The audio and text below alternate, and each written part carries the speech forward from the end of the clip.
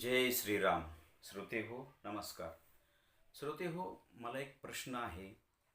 आपल्याला मानव जन्म का मिळाला आणि मानव जन्माचं ध्येय काय?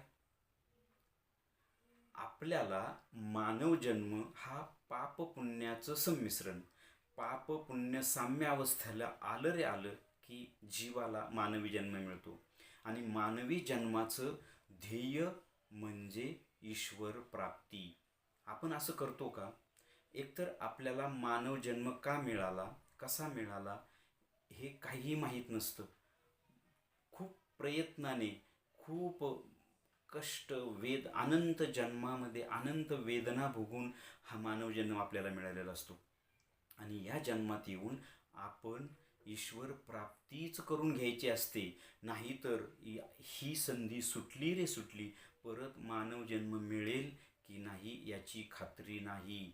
कारण आपण पुण्य करतो की पाप करतो हे आपल्यालाही नीट समजत नाही. जरी आपल्याला वाटलं की आपण पुण्य करतोय, पण ते पुण्यच असतं का याची शहानिशा आपण करू शकत नाही.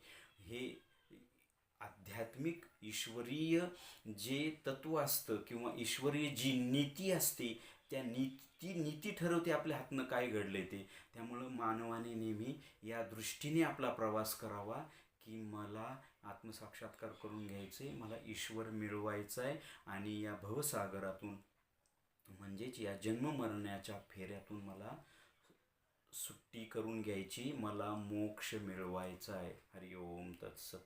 ओम तत्सत. ब्रह्मार्पणमस्तु.